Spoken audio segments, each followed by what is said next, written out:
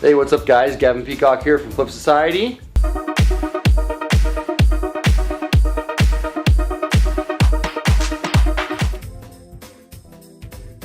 Moving to down in front here, I've put out on this little carrying case all of my Hero 4 session gear, which again, a lot of it can be used for regular GoPro stuff.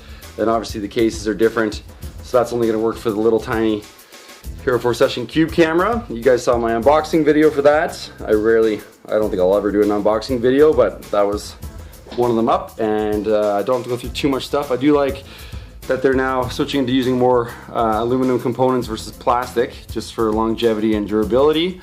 Again, their wrist mounts are super hefty, heavy duty now, and again, 360 spin option if you want it there.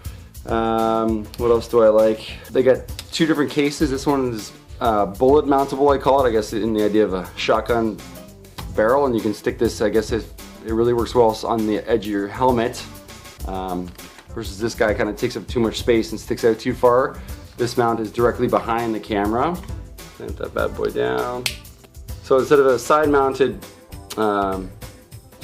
screw, you have it directly behind the lens, so you're essentially using this now in a linear fashion, which I guess depending on what you're doing, what sport you're doing, where you want the camera, is very nice for adaptability. So I'll just leave it at that for the session right now. I've used this quickly for some mountain biking, but plan to take it with us snowboarding because of how light it is and how durable and easy it is to use. So you'll see more footage of that in the future. And moving on down low, obviously we got all my collection of GoPro stickers. Don't have to talk too much about this.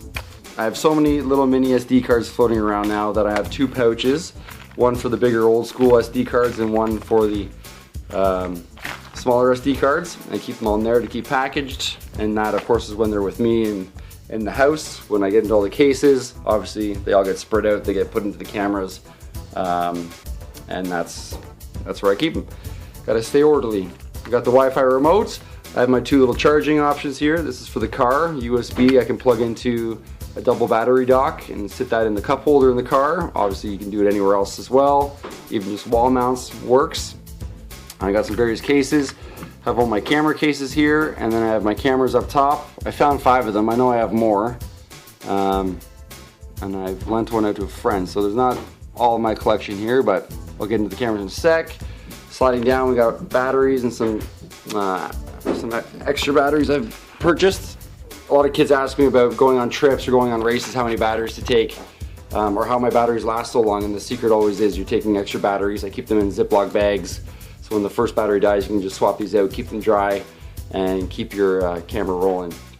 Sticky mounts I've mentioned always in the past that I rarely use them, so you'll see a lot of mine are still just original labels on them, haven't been taken off, but there is a place and a purpose for the sticky mounts for sure. You get the slight concave and you get the flat mounts.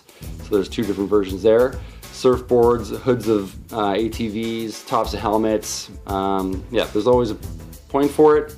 I've seen helmet stickies rip right off when hitting a branch, so there's always a pro and a con to keeping the sticky mounts on. But again, I don't use too many, and they're gonna have tons more in bags unopened, not even taken out.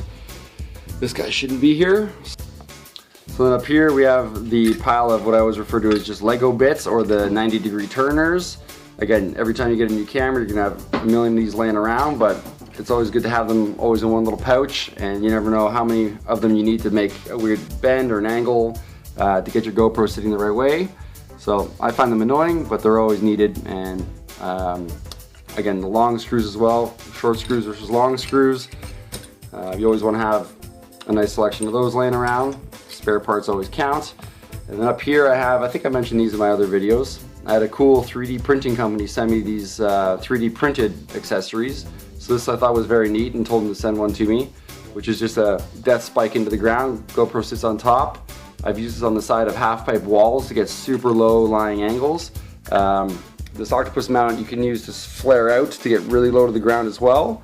But when you're on dirt or anywhere else, pretty much anywhere besides asphalt and rock, you can always just stab this spike down to the ground, and it keeps a really stable shot for you. And this is a very cool kind of miniature GoPro sized following frame, really good for skiing and snowboarding as well. But I find skiers, if you're facing forward chasing someone down the hill, this is very neat. GoPro sits inside, very, very light because it's been 3D printed. And I can throw up the link to that company that made that for me if you guys want to check those out. I'll get to those stabilizers in a sec. Moving on down here. Okay, over here is what I call the clampables and the wearables. So clampables, again, I have some neat little options. This is a alligator clip that's surprisingly stronger than it looks, and is mainly really cool to slap onto backpack straps. But again, a random benefit for the 90-degree turners is this will set your camera crooked, so you need to spin your camera 90 degrees to have it set straight if you're getting into a strap. But very cool. I've slapped this to the slack lines before that we've used. And again, time and a place, and there's a purpose. This is a cool little quick clamp with a 360 swivel head on it, and this is the quick clamp that adjusts just by turning. That comes with the Hero 4 Session. Very strong, and yeah, definitely works. Very cool. Up here we have the GoPole brand extendo sticks, and you'll see these a lot on the wingsuit flyers, getting the camera up over the helmet, out in front of them, facing back. You have to clamp these really tight right there. If you can see those gears gears or teeth versus just the smooth head, they actually fit into each other like a gear would, and keeps those things really, really tight and firm, so the leverage of the camera doesn't get the arm moving.